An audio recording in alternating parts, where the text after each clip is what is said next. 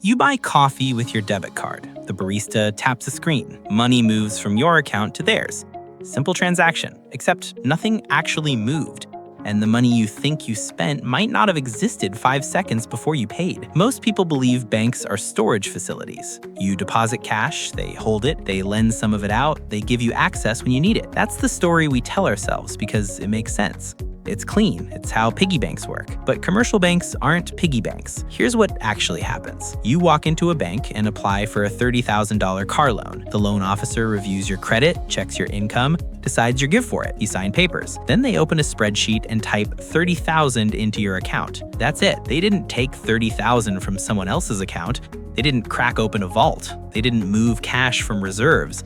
They just updated a database, and in that moment, money that didn't exist 10 seconds ago is now spendable, real, and yours. This isn't a glitch, it's not fraud. It's how the system is designed. When banks make loans, they create deposits, not the other way around. For over a century, we've had it backwards in our heads. The textbook story, the one where banks take your deposits and lend them out, isn't wrong because it's old. It's wrong because it was never true. The Bank of England admitted this in 2014.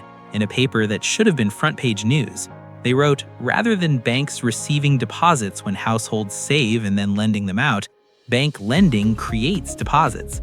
They said the quiet part out loud, and almost nobody noticed. So if banks create money when they lend, who controls how much they create? Technically, regulators. Central banks set rules, capital requirements, reserve ratios, stress tests. But these are speed limits, not roadblocks. And in practice, the limit isn't regulation, it's demand. As long as credit-worthy people want loans and the bank thinks it'll get paid back, new money gets created. In the decade after the 2008 financial crisis, central banks across the world held interest rates near zero. Borrowing was cheap, and because borrowing was cheap, people and corporations borrowed more. Every mortgage, every business loan, every maxed-out credit card added new money into circulation. Between 2008 and 2020, the broad money supply in the United States grew from about $8 trillion to over $18 trillion. That's not because the government printed $10 trillion in cash.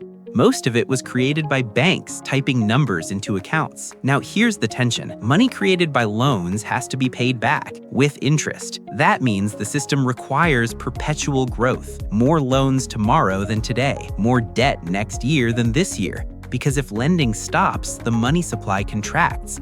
And when the money supply contracts, we call that deflation, recession, collapse. So the economy runs on an engine that only moves in one direction. This creates a strange feature. The money you use to pay off a loan destroys that money. When you make your monthly car payment, the bank deducts the principal from your account, and that amount vanishes from the money supply. It's not moved somewhere else, it's deleted. The interest you pay, though, stays. That's the bank's profit. That's what keeps the lights on. But here's the problem embedded in that math. If all money is created as debt, and debt must be repaid with interest, where does the money to pay the interest come from? It comes from new loans. Someone else has to borrow so you can earn the money to pay your interest. The system is a treadmill. It works as long as everyone keeps running. You can see this in household debt levels. In 1980, total US household debt was about $1.5 trillion. By 2023, it was over $17 trillion. That's adjusted for population growth and inflation, and it's still a massive increase. People aren't more reckless.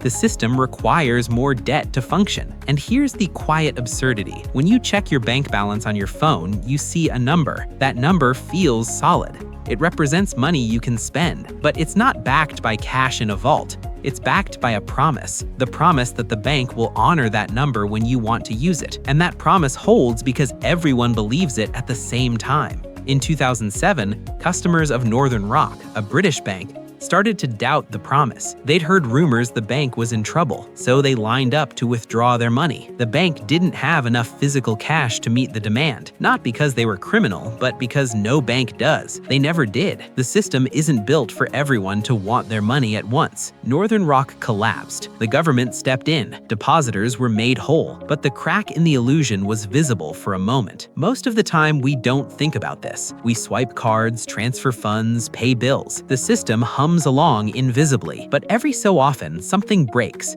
and we're reminded that the money in our accounts isn't a thing. It's an entry in a ledger, a collective agreement, a bet that tomorrow will look like today. Central banks can create money too. They do this during crises, quantitative easing, emergency lending facilities, digital keystrokes that add billions to the system overnight. But even they are creating debt. When the Federal Reserve buys government bonds, it's not buying them with tax revenue. It's creating new money and swapping it for promises to pay. This leads to an uncomfortable question. If money is created by typing it into existence, why is anyone poor? The answer is that money creation isn't the same as wealth creation. Wealth is goods, services, resources, labor. Money is just the claim on those things. You can create infinite claims, but if there aren't more things to claim, you just get inflation. Prices rise. The claim becomes worth less. That's the guardrail. That's why banks can't just create unlimited money.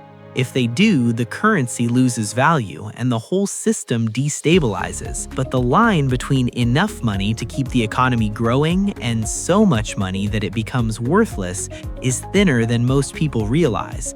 And the people drawing that line, central bankers and private lenders, are making decisions in real time based on models that have failed before. In 2021, inflation in the US hit 7%, the highest in 40 years. The Federal Reserve insisted it was transitory. Then they said it wasn't. Then they raised interest rates faster than they had in decades to kill it. The whiplash was real, and it was a reminder that no one actually knows the exact limits of the system. They're guessing, educated guessing, but guessing. So when you swipe your card for coffee, you're participating in a system that creates money out of nothing, requires endless growth to survive, and collapses if too many people ask questions at the same time. The money isn't fake, but it's not what you think it is. And the next time someone tells you the government is printing too much money, you can tell them the truth. Most money isn't printed, it's typed by banks. Every time someone takes out a loan, the question isn't whether this system is sustainable, it's how long we can keep pretending it's something else.